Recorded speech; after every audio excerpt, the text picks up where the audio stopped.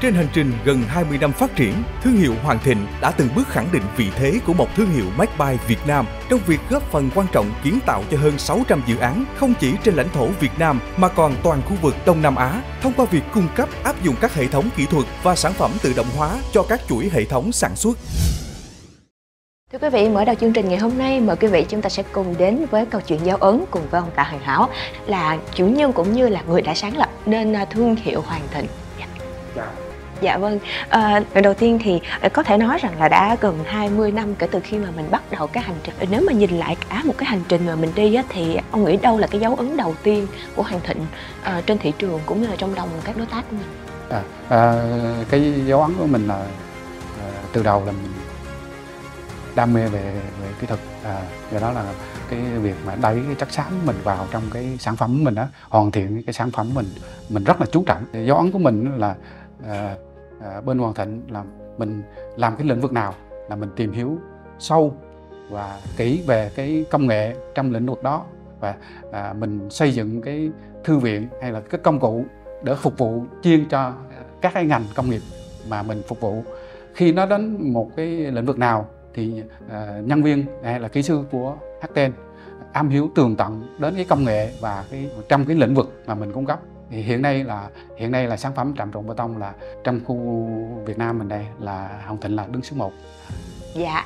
được biết rằng là hiện tại thì những sản phẩm và dây chuyền của Hoàng Thịnh thì cũng đã phủ sóng ở thị trường Đông Nam Á. Vậy thì khi mà mình bước chân ra quốc tế thì đâu sẽ là những cái điểm thách thức và khó khăn nhất, và mình đã giải quyết cái thách thức đó như thế nào? Trong cái ngành mình á, là cái vị trí địa lý của mình á, là phương tiện đi lại vận chuyển là mình gặp khó khăn hơn so với các nước như là Singapore. Nó không phải là trạm trung chuyển. Thứ hai nữa là mình phải tốn thuế nhập khẩu. Do đó là cái giá của mình á, là so với cái giá của các nước ví dụ như Thái Lan hay Singapore thì mình cao hơn, là do nguyên vật liệu mình nhập vừa nó cao hơn. Tuy nhiên bù lại á, là khắc phục cái đó bằng cách là mình sẽ đẩy những cái lượng chất xám của mình nhiều hơn. Anh em kỹ sư của mình là được các cái chuyên gia nước ngoài đánh giá rất là cao, do đó là trên tấm thớ họ vẫn là chấp nhận và đánh giá là mình là dạng như là hạng A trong cái nhà cung cấp. Câu chuyện mà mình đáng nhớ nhất là mình cũng khoảng năm 2006 hay 2007 gì đó, mình có đi qua bên Ấn Độ. Những kỹ sư chung với kỹ sư người Ấn thì họ chưa có được tôn trọng mình. Trong lúc mà chờ đợi cái chuyển giao của mình á cho họ thì có phát sinh một việc khác mà không phải là cái scope của mình, nên mình không có phải trách nhiệm để làm cái đó, nhưng mà kỹ sư họ không làm được,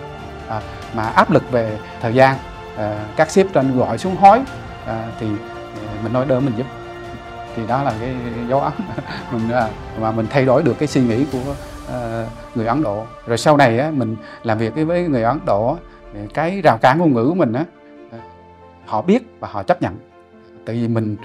họ vẫn đánh giá mình cái kỹ thuật cao. Dạ rồi, vậy thì em tò mò một xíu là trong gần 20 năm vừa qua, đâu là giai đoạn mà anh Hảo cảm thấy khó khăn nhất trong cái quá trình mà mình lập nghiệp? Có lẽ là thời điểm dịch bệnh. Cái sản phẩm mình cung cấp ra cho khách hàng thì mình phải cử cho kỹ sư của mình đi đến tận nơi, đào tạo, hướng dẫn cũng như là chạy sản phẩm cho khách hàng, mà mình bị dịch nên không đi được. Rồi một số nhân viên của mình là đi được ra đến nước ngoài rồi, nhưng mà khi làm xong đi về cũng được. Nhưng mà bù lại nó cũng có tạo ra một cái cơ hội cho Hoàng Thịnh là lúc đó có những cái dự án từ châu Âu về Việt Nam thì kỹ sư của châu Âu không qua được, do đó họ cũng thuê mình đi lại làm trong nước,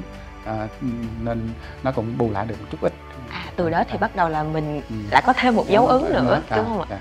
Cái khó khăn đó nhưng mà mình tự an ủi mình lại bằng cách là mình làm việc ở nhà thì mình cũng có thời gian rảnh để chuẩn bị phục hồi sau khi đại dịch. Là thí dụ như là mình xây dựng lại quy trình,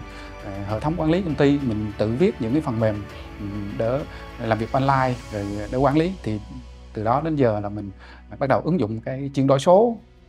sâu vào trong cái doanh nghiệp của mình. Vậy thì để dành một lời cuối để khép lại cái chuyên mục ngày hôm nay, thì xin ông hãy gửi đến một vài những cái thông điệp dành cho rất nhiều các doanh nhân trẻ hiện tại để có thể vững tin hơn và có thêm động lực để mà mình bước tiếp cái hành trình của mình.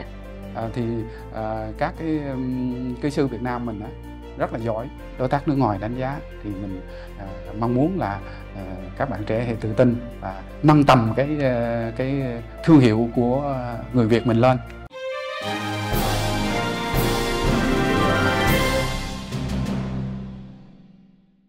Quý vị, và để khép lại câu chuyện dấu ấn ngày hôm nay thì Nhi đại diện cho chương trình gửi đến anh và đội ngũ của Hoàng Thịnh một cái chứng nhận thay cho lời cảm ơn, vì anh và đội ngũ của mình đã rất là nỗ lực để mà tạo nên một cái thương hiệu rất là đáng tự hào dành cho người Việt Nam.